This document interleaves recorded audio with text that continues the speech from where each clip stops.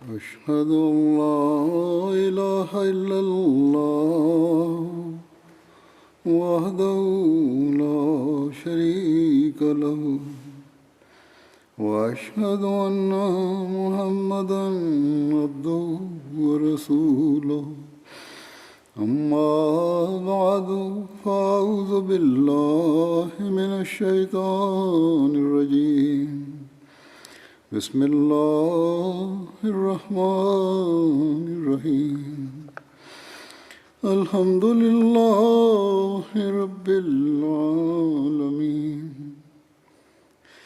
الرحمن الرحيم مالك يوم الدين إياك نعبد وإياك نستعين اهدنا الصراط المستقيم صراط الذين أنعمت عليهم غير المغضوب عليهم ولا الضالين. Bismillahirrahmanirrahim. Hazreti Halifatul Mesih peti, da Allah bude njegov pomagač, je rekao: danas ću da počnem da govorim o životu Hazreti Ebu Bekra radijallahu anhu. Ebu Bekrovo ime je bilo Abdullah, a otac mu se zvao Usman bin Amir. On je bio poznat kao Ebu Bekr, Atik i Sidik. Rođen je u 573. i to jest 2,5 godine poslije godine slona. Kao što sam spomenuo, zvao se Abdullah, iz Kurejšijskog je plemena i pripadao je plemenu Benu Tajb bin Mura. Prije islama njegovo ime je bilo Abdul Kaba i poslije poslanik sallallahu alejhi ve sellem je promijenio njegovo ime u Abdullah. Usman bin Amir je bio njegov otac, a titula njegova je bila Ebu Kuhafa. Salma binti Sahar binti Amir je bila njegova majka i nije poznata kao Umul Hajr. Prema drugom hadisu, Lejla binti Sahar je bilo ime njegove majke. Ako se vratimo 7 generacija njegovog potomstva, dođemo do Mura, i to jeste njegovo također potomstvo prije njega je pripada istoj porodici poslanika sallallahu alejhi ve sellem. I ako se vratimo 6 generacija unazad, potomstvo njegove majke s oba dvije strane također je povezano s poslanikom sallallahu alejhi ve sellem. Umul Hajr, koja je bila žena Ebu Kuhafa, koja je bila udata za Ebu Bekra, ona je bila njegova amidžična. Roditelji Hazreti Ebu Bekra su bili živi kad je on umro i također su dobili nasljedstvo od svog sina poslije njegove smrti. Poslije njegove smrti prvo mu je majka preminula i onda otac u 14. poslije hidžre. Imao je 96 godina njegov otac. Oba dva roditelja Hazreti Ebu Bekra radijallahu anhu su prihvatili islam. Njegov otac nije bio primio islam kada su muslimani osvojili Meku, i u to vrijeme on je već bio oslijepio. Kad je poslanik sallallahu alejhi ve sellem ušao u Kabu, Hazreti Ebu Bekr radijallahu anhu je doveo svog oca kod poslanika sallallahu alejhi ve sellem. Kad ih je ugledao, poslanik sallallahu alejhi ve sellem je rekao: o Ebu Bekre, trebao si ostaviti ovog starca kod kuće, ja bi otišao kod njega. Ebu Bekr radijallahu anhu je rekao: o Allahov poslaniče, više je prikladnije da on dođe tebi nego da ti ideš njemu. Onda je Hazreti Ebu Bekr stavio svog oca ispred poslanika sallallahu alejhi ve sellem da sjedne.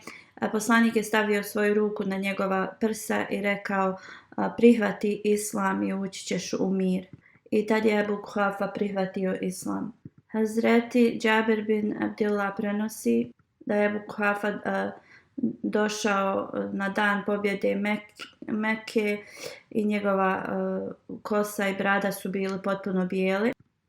I kaže da je poslanik sallallahu alejhi ve sellem rekao da treba da je ofarba svoju kosu.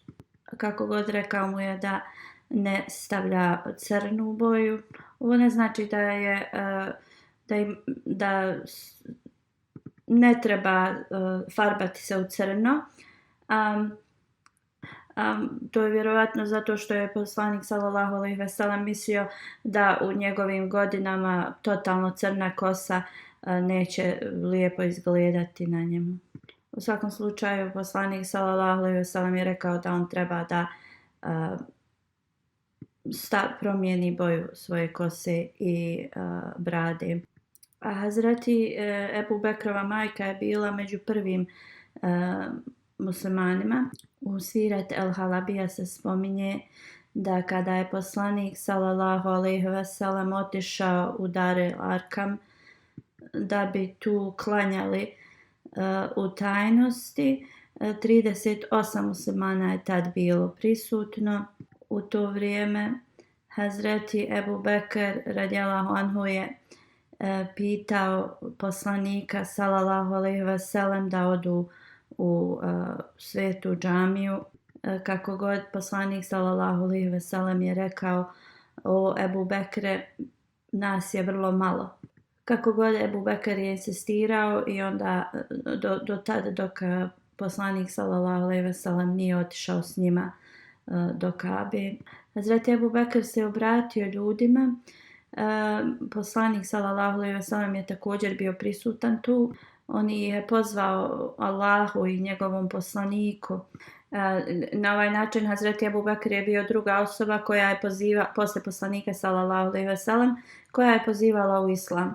Tada su nevjernici napali, izudarili su ih mnogo. Hazreti Ebu Bekr je bio izudaran mnogo. Utba bin Rabija je udarao Ebu Bekra radijallahu anhu svojim cipelama koje su bile vrlo tvrde i udarao ga je po licu. Njegovo lice je toliko oteklo da nije se moglo raspoznati, njegov nos se nije mogao raspoznati od lica. Onda su ljudi iz Benu Tejma došli i odmakli su od Ebu Bekra, spasili su ga, pokrili su ga nekim platnom i odnijeli ga kući. Oni su mislili da će Hazreti Ebu Bekr da premine zbog tolikog udaranja. I onda su ljudi iz Ebu Tumin plemena došli kod Kabe i rekli: tako nam Boga, ako Ebu Bekr premine, mi ćemo da ubijemo Utbu. I onda su se vratili kod Ebu Bekra, ali nisu mogli razgovarati s njim zato što je on bio onesviješten. I oni su pokušavali sve do noći i navečer kada je počeo da govori, njegove prve riječi koje je uputio njima su bile: kako je Allahov poslanik sallallahu alejhi ve sellem. Ovi ljudi nisu ništa odgovarali, ali on ponavljao jedno te isto pitanje. Onda je njegova majka odgovorila: tako mi Boga, nemamo nikakve vijesti o tvom drugu.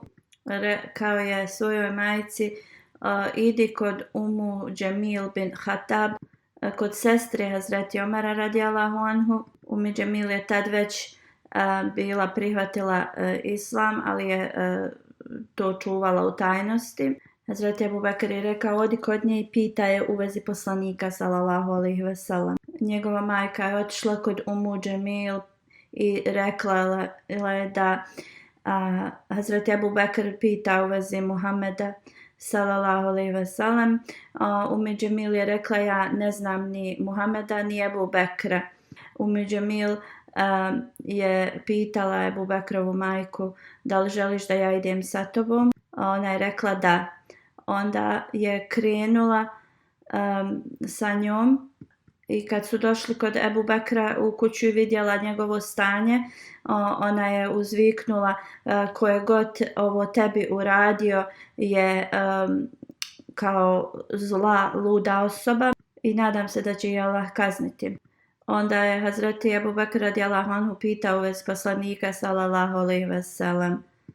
Džemil je rekla, pa tvoja majka sluša ovaj razgovor. On je rekao, moja majka neće odati tvoju tajnu. Onda je Džemil rekla, časni poslanik sallallahu alejhi ve sellem je dobro. Hazreti Ebu Bekr radijallahu anhu je upitao gdje je sad poslanik. Džemil je rekla u Dari Arkamu. A sada razmislite kolika je ljubav Ebu Bekrova bila prema poslaniku sallallahu alejhi ve sellem. Tada je Ebu Bekr radijallahu anhu rekao, tako mi Boga neću jesti niti piti dok ne vidim i ne odem do poslanika sallallahu alejhi ve sellem. Hazreti Ebu Bekrova majka kaže kad čekali su dok su ljudi u Meki zaspali i onda su odveli Hazreti Ebu Bekra do poslanika sallallahu alejhi ve sellem. On je hodao, ali mu je bila potrebna pomoć. Kad je Ebu Bekr radijallahu anhu došao kod poslanika sallallahu alejhi ve sellem, bio je preplavljen emocijama i poslanik sallallahu alejhi ve sellem je čučnuo da ga poljubi. Onda je Ebu Bekr rekao poslaniku sallallahu alejhi ve sellem, u Allahov poslaniče, ja sam dobro, nisam u bolovima osim tih rana koje su mi ljudi zadali po mom licu i moja majka se brine dobro za mene.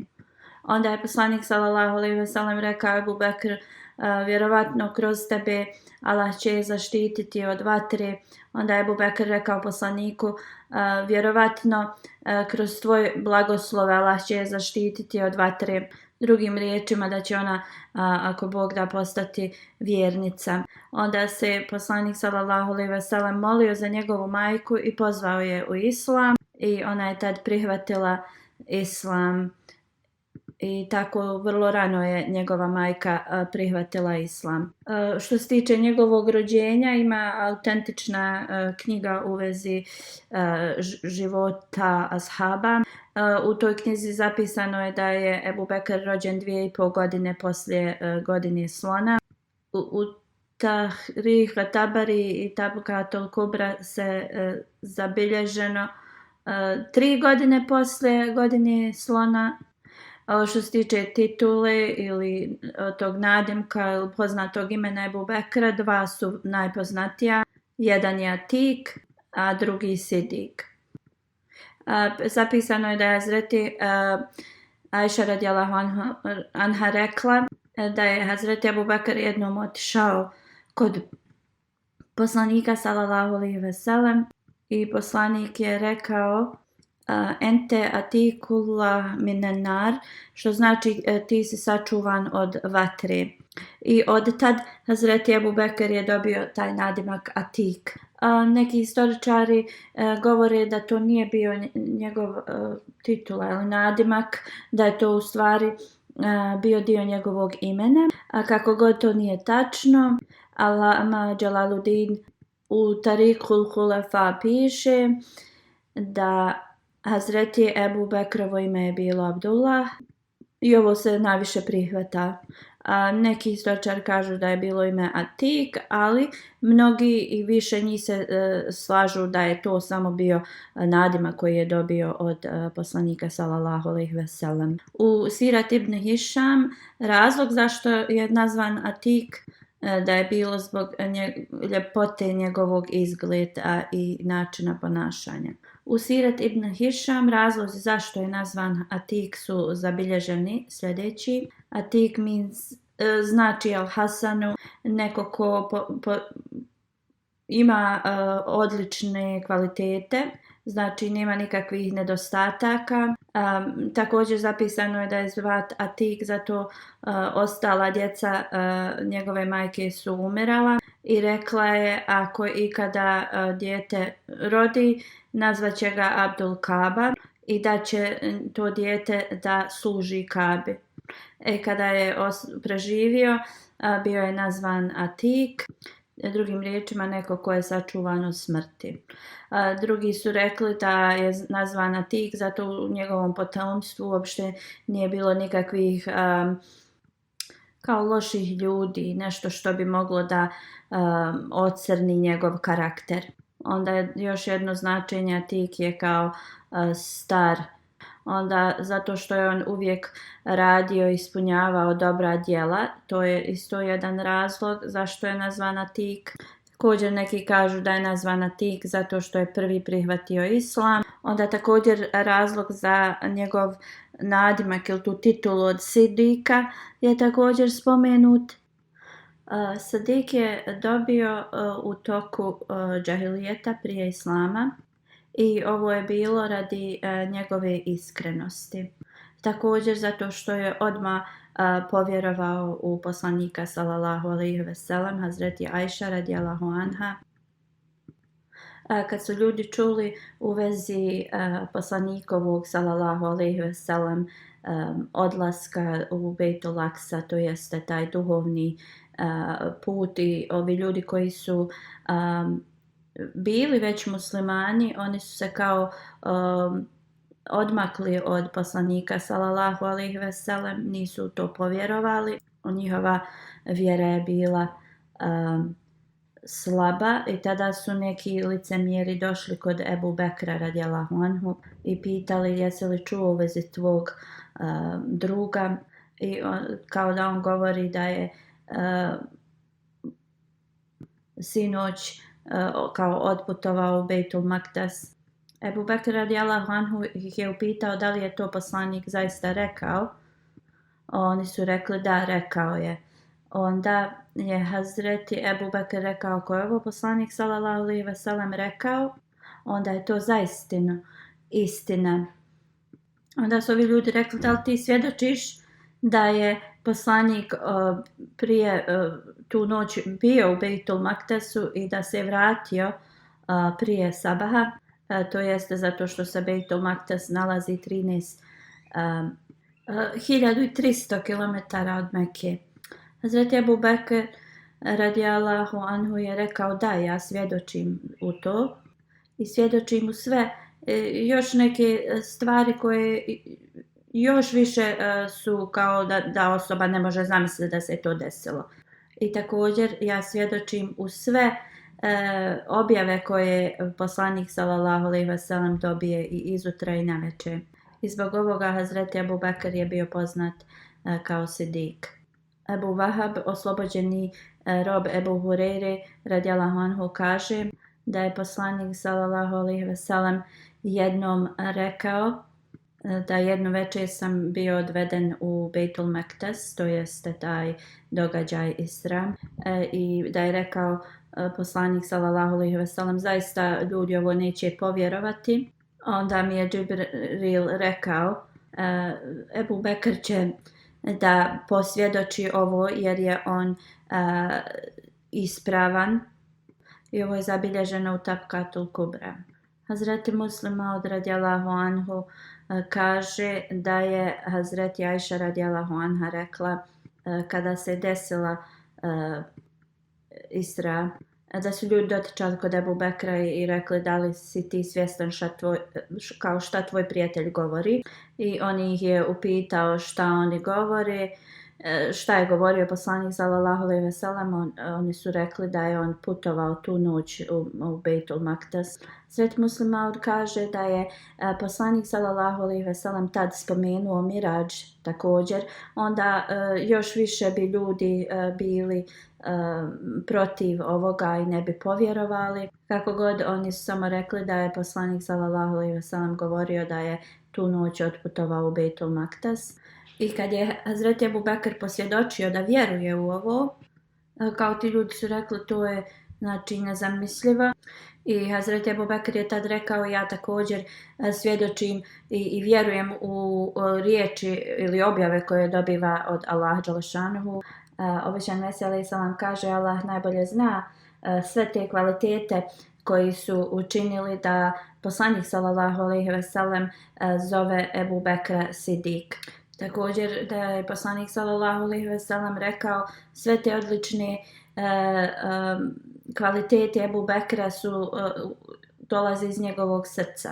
I vrlo je teško kad razmislimo naći bilo koga ko je pokazao ovakvu istinitost i iskrenost koju je imao Hazreti Ebu Bekr radijallahu anhu. I također mnoge osobe to pokušavaju, ali dok god ne dođu na taj stepen, vrlo je teško da postignu stepen sidika. Također je zabilježeno osim Atik i Sidik, Hazreti Ebu Bekr je imao još druge nadimke, halifatul Rasulullah, to jeste halifa od Allahovog poslanika. Također je bio poznat kao halifatul Rasulullah.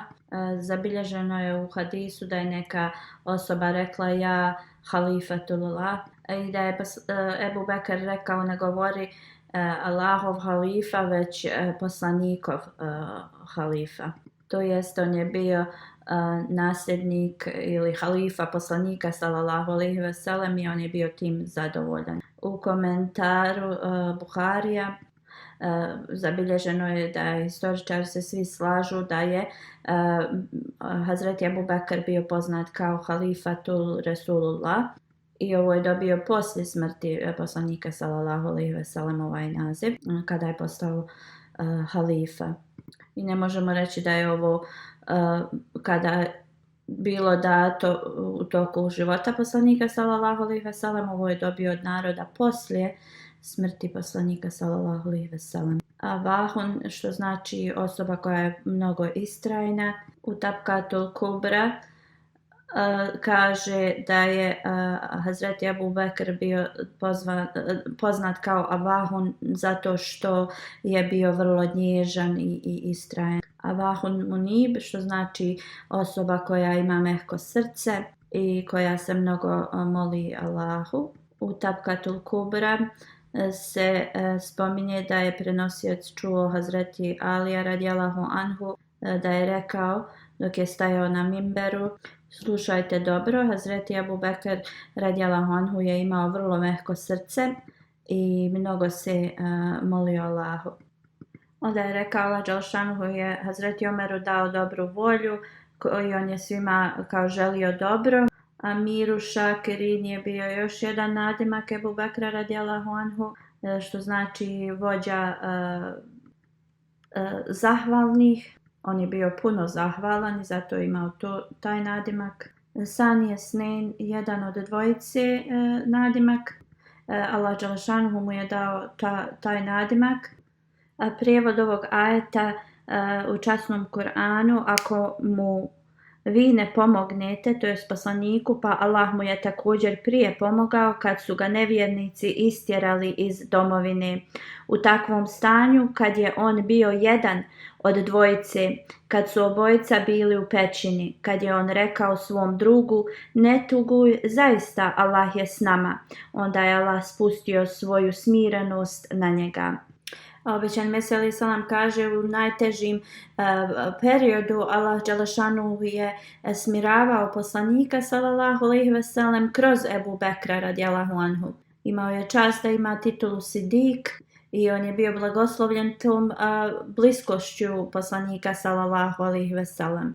I Sani je Snein, titula koju je Allah dželešanu podario Ebu Bekru radijallahu anhu, jedan od dvojice, i tu ga je ubrojao kao među svoje najzabranije sluge.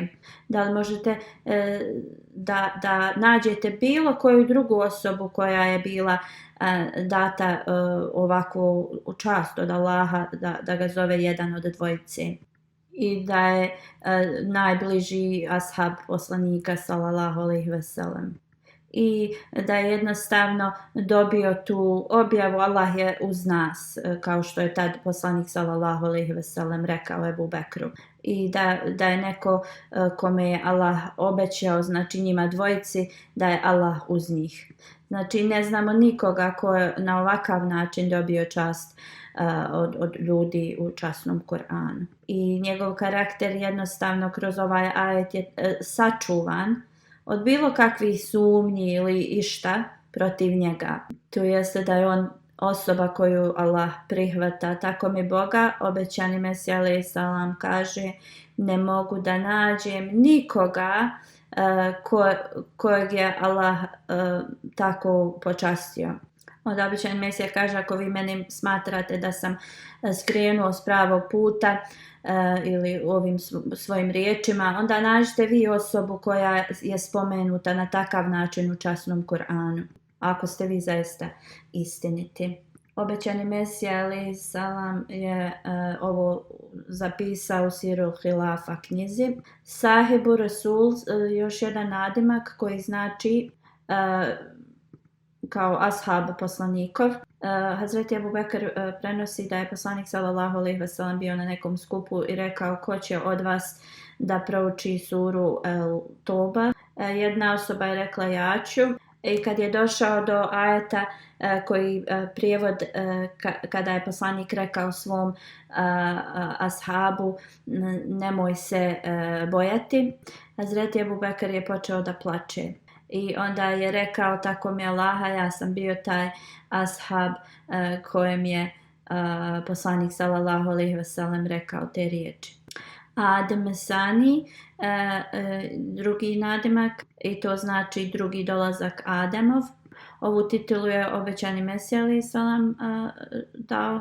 U jednom svom pismu obećani Mesija alejhi salam kaže, za islam dolazak Ebu Bekra je bilo kao drugi dolazak Adema. I također je rekao da Hazreti Omer i Hazreti Osman radijallahu anhu nisu pokazali svoj ispravan i iskren predanje islamu, mi ne bi mogli da smatramo nijedan ajet iz časnog Kur'ana ispravnim. Sirul Hilafet, obećani Mesija alejhi salam piše, kaže, tako mi Boga, dolazak Ebu Bekra radijallahu anhu je kao drugi dolazak Adema alejhi salama. I on je kao prozračio to duhovni dolazak poslanika sallallahu alejhi ve sellem. Halilu Rasul, još jedan nadimak, to jeste poslanikov prijatelj. Halilu Rasul, ovo u knjigama, biografijskim knjigama, to je navedeno i ovo je izvučeno iz hadisa, da je poslanik sallallahu alejhi ve sellem rekao da on napravi nekoga svojim najbližim ili navede nekoga svojim najbližim prijateljem, to bi bio Ebu Bekr. Ibni Abbas u Buhariju prenosi da je poslanik sallallahu alejhi ve sellem u svojim zadnjim danima rekao da ja navedem nekoga kao mog najbližeg prijatelja, to bi bio Hazreti Ebu Bekr. I rekao je, kako god bratstvo u islamu je kao iznad toga, zatvorite sva vrata džamije osim vrata Ebu Bekra. Naš istraživački tim je postavio kao pitanje u vezi ovoga, to jeste da ako bi poslanik izabrao jednog prijatelja, da bi to bio Ebu Bekr, ali on ga nije kao učinio, nije to uradio. I ovo je obećani Mesija alejhi salam objasnio na jednom mjestu. I obećani Mesija kaže da je poslanik smatrao Ebu Bekra njegovim prijateljem. Onda šta znači ovaj navedeni hadis? A to blisko prijateljstvo jednostavno ljudi razviju jedan između drugog, ali to takvo prijateljstvo se za vjernika jeste cilj da se razvije između vjernika i Allaha dželešanuhu, a s drugim ljudima mi trebamo da razvijemo vezu bratstva i prijateljstva, naravno. Također objašnjava ovu riječ hulet i objašnjava kao na primjer Zulejhat kako je razvila to prijateljstvo za Hazreti Jusufa alejhiselama, ali ovo je znači nešto što mi moramo da usmjerimo prema Allahu dželešanuhu, da poslanik sallallahu alejhi ve sellem uzme nekoga kao svog bliskog prijatelja. onda bi to bio Ebu Bekr, ali Allah dželešanuhu u našem životu treba da zauzme vrlo, vrlo posebno mjesto i niko drugi od ljudi ne može doći na to mjesto. Ali ako govorimo o ovako osobnim vezama na ovom svijetu, onda zaista Ebu Bekr je imao to mjesto kao prijatelj poslanika sallallahu alejhi ve sellem. Ali to prijateljstvo nije bilo koje je poslanik sallallahu alejhi ve sellem usmjeravao prema Allahu dželešanuhu. I nemoguće je za poslanika, posebno časnog poslanika sallallahu alejhi ve sellem, da uzme nekoga na taj stepen prijateljstva koji samo treba da dijeli sa Allahom dželešanuhu. Onda ako je, na primjer, govorimo o ovosvjetskom prijateljstvu i to je značilo da je poslanik sallallahu alejhi ve sellem rekao na ovosvjetskom stepenu, Hazreti Ebu Bekr bi bio ta osoba. I onda najpoznatija imena Ebu Bekra, kao na primjer Ebu Bekr, objašnjavamo zašto je bio poznat kao Ebu Bekr. Prema nekima Bekr je kao mlada Kamila, onda zato što se on brinuo i volio to da radi, da se brine o Kamilama, zbog toga kao ljudi su ga zvali Ebu Bekr. Drugo značenje Bekr je također da uvijek reaguje brzo, osoba koja uvijek prva nešto uradi, i neki govore da je Ebu Bekr dobio taj naziv zato što je prvi prihvatio islam. Innehu Bekara ilal islami. To jeste, on je bio prvi koji je prihvatio islam. Alama Zarmahši piše, kvalitet ibtikar, to jeste osoba koja radi prva, reaguje na nešto, i zbog toga je dobio Ebu Bekr naziv.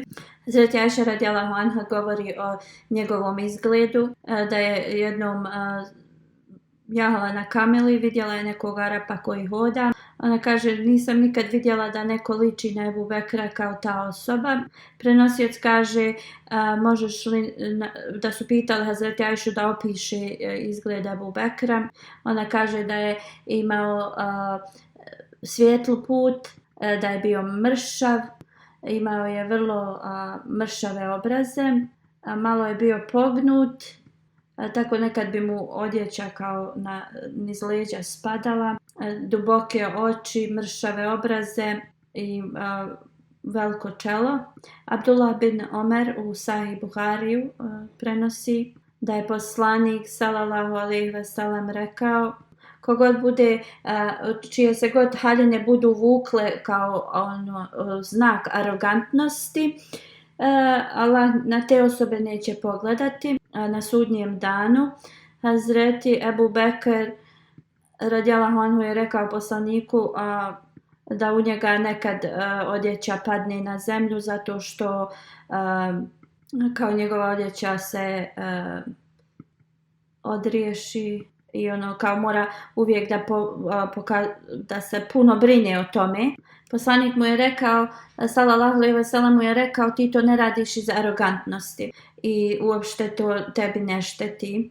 Hazreti Ebu Bekr radijallahu anhu je koristio knu i katap za farbanje.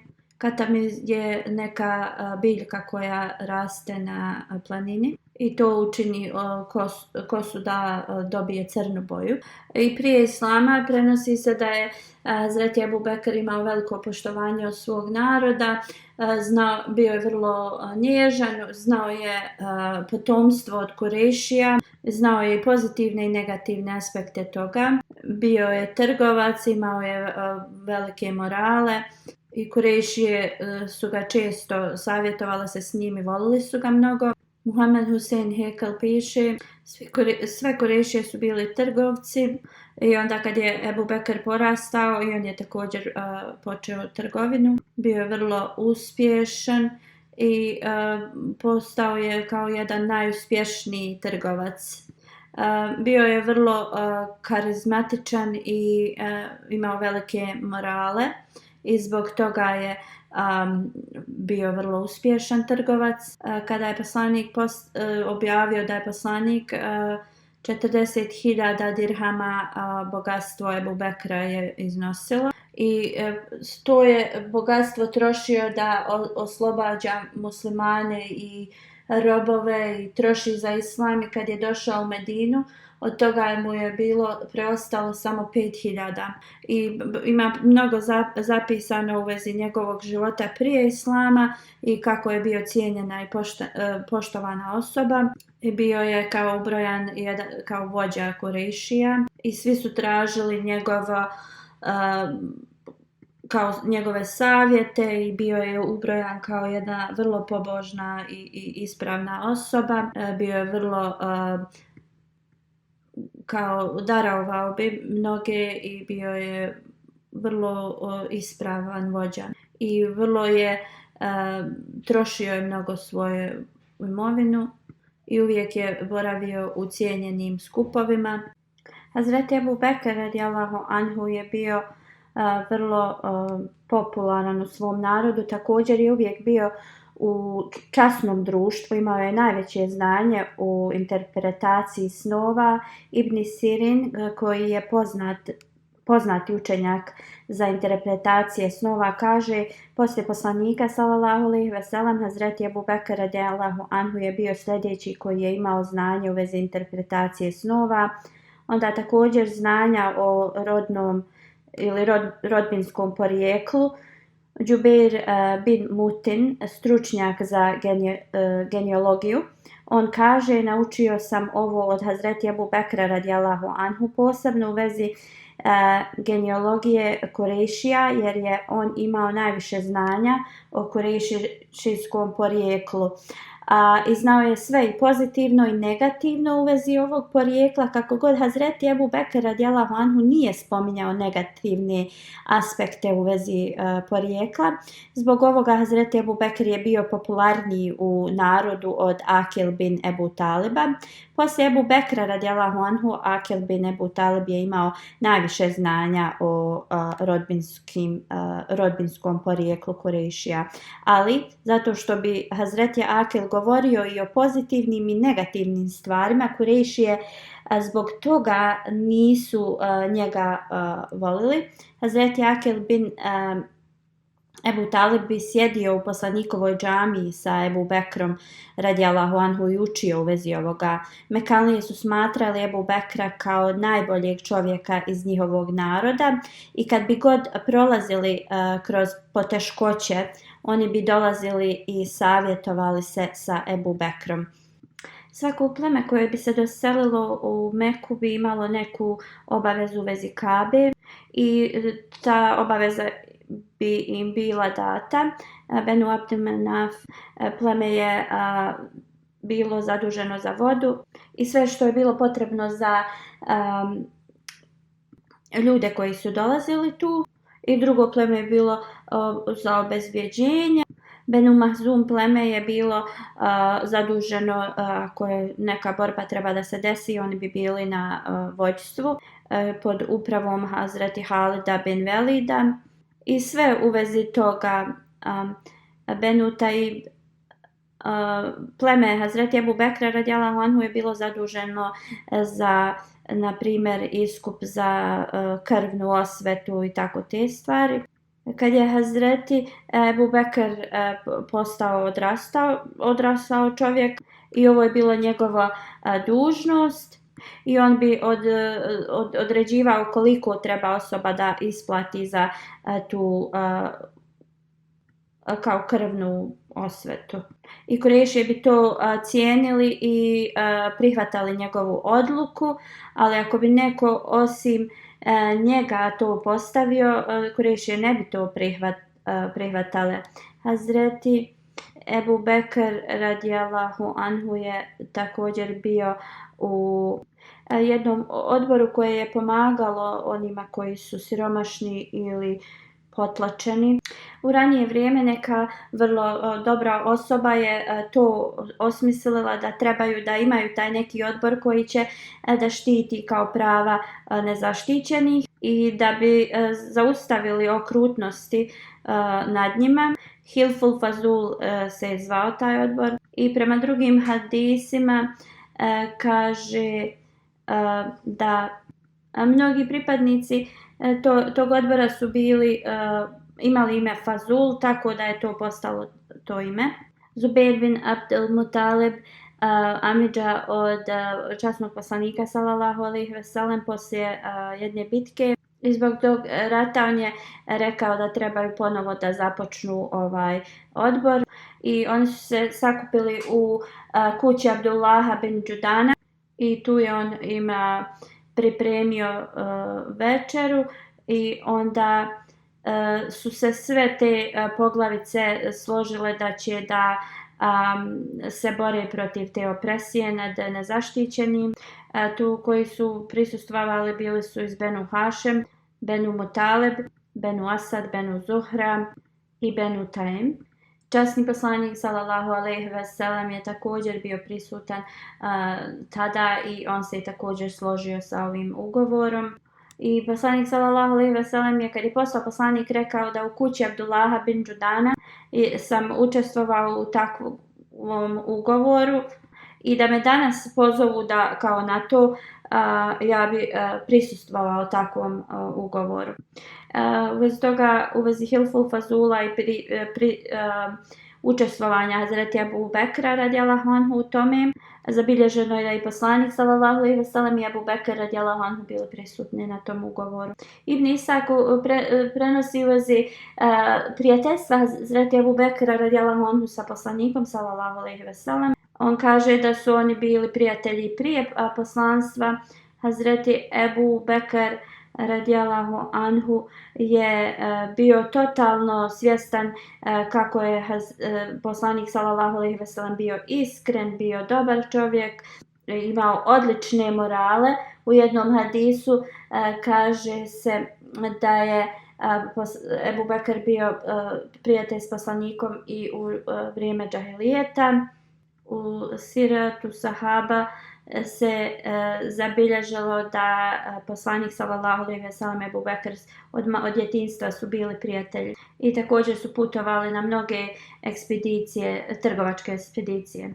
Hazreti Mirza Bešir Ahmed Zahid radijallahu anhu u vezi prijatelja časnog poslanika sallallahu alejhi ve sellem prije njegovog poslanstva piše da je bio taj krug tih prijateljstva vrlo ograničen, zato što je poslanik sallallahu alejhi ve sellem od mladosti volio samoću i nije puno se miksao sa običnom društvom u Meki. Kako god on kaže, bilo je nekoliko osoba s kojima je poslanik sallallahu alejhi ve sellem se družio. To je bio među njima Ebu Bekr radijallahu anhu, onda je bio Hakim bin Hizam, on je bio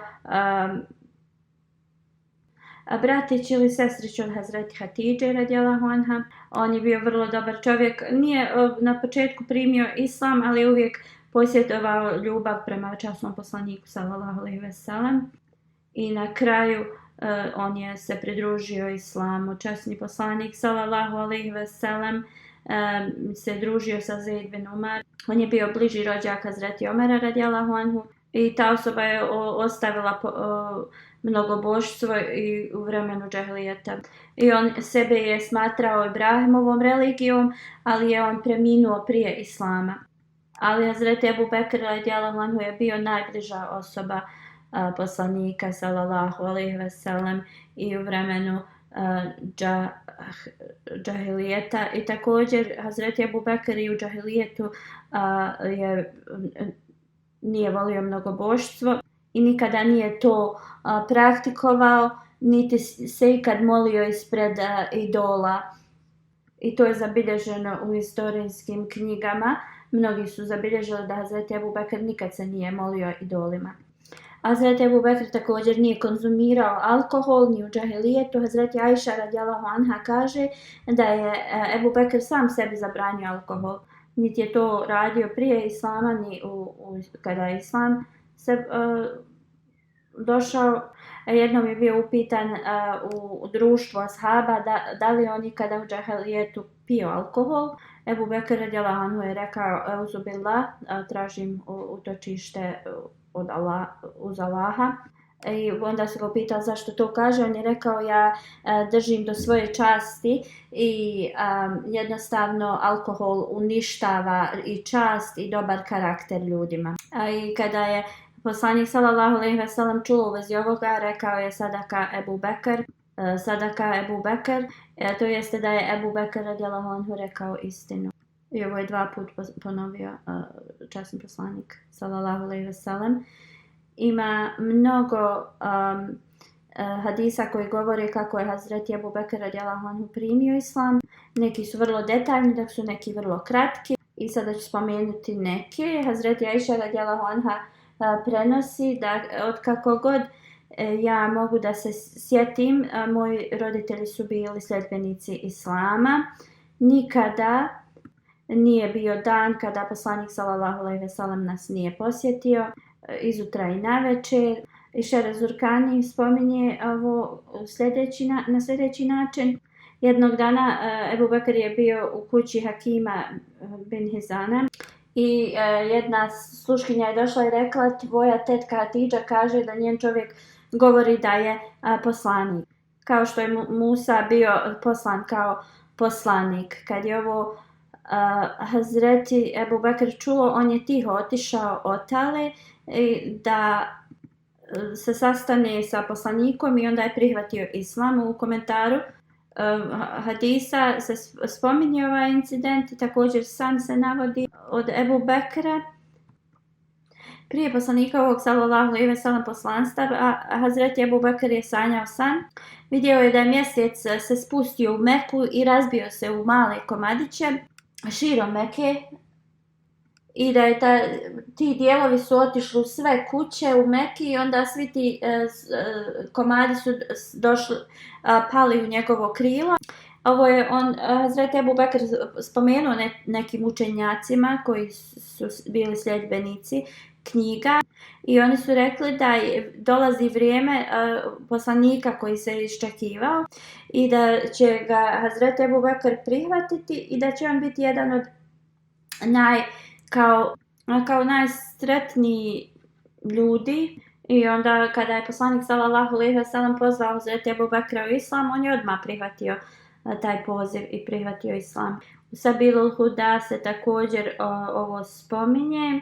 Hazreti Kab prenosi da je Hazreti Ebu Bekr prihvatio islam poslije bio je na nekom putovanju i kaže da je sanjao san, otišao je kod Behira, čovjeka koji je znao da protumači snove.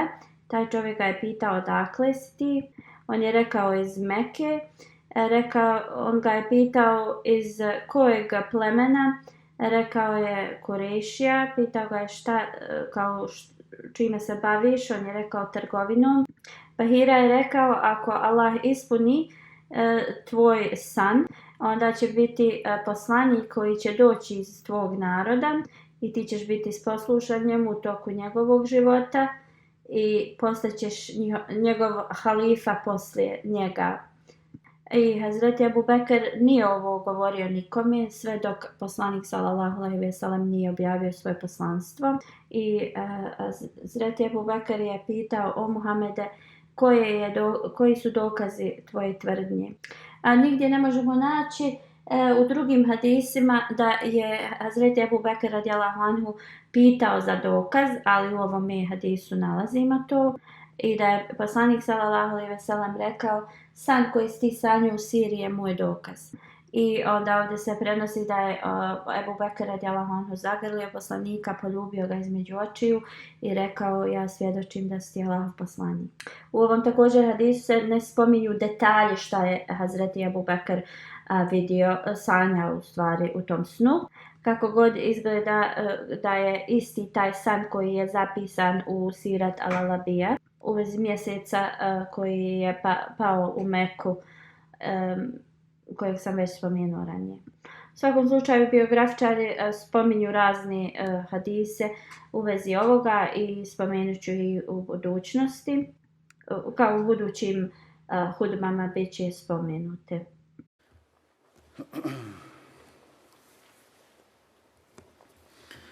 Alhamdulillah,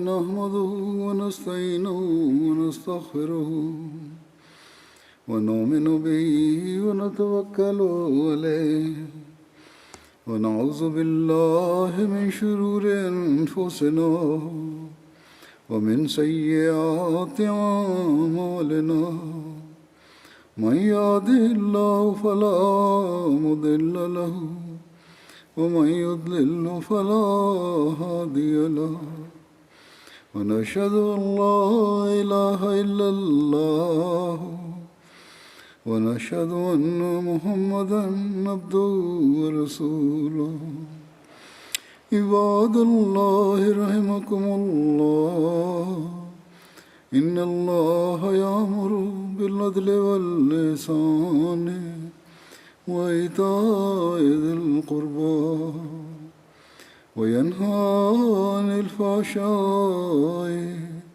والمنكر والبغي يعظكم لعلكم تذكرون اذكروا الله يذكركم وادعوه يستجب لكم ولذكر الله أكبر